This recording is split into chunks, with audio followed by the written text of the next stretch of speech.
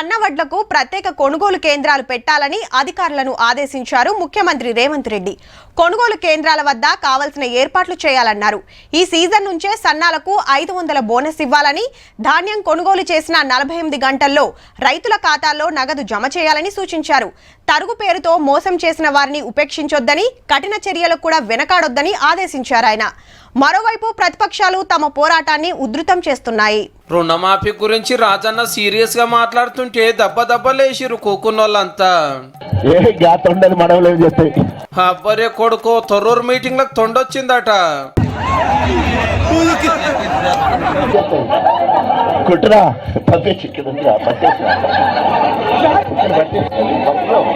మన రాజన్న తొండలు పట్టుట్లా తోపున్నట్టున్నాడు పో.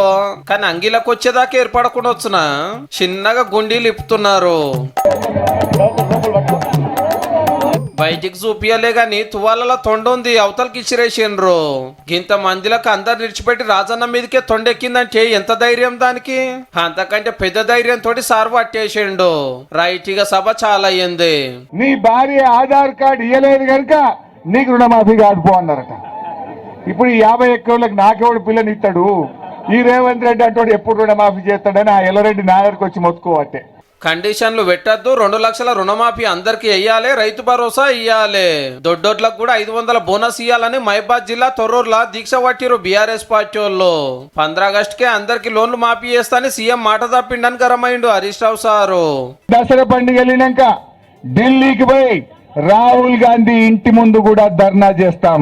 యాదాద్రి జిల్లా చందుపట్ల సహకార బ్యాంకు ముంగట BJP MLA Maheshwar Reddy sir దీక్ష చేసిండు. లోన్లు మాఫీ కాకుండా గోల్మాల్ చేసిండ్రాని.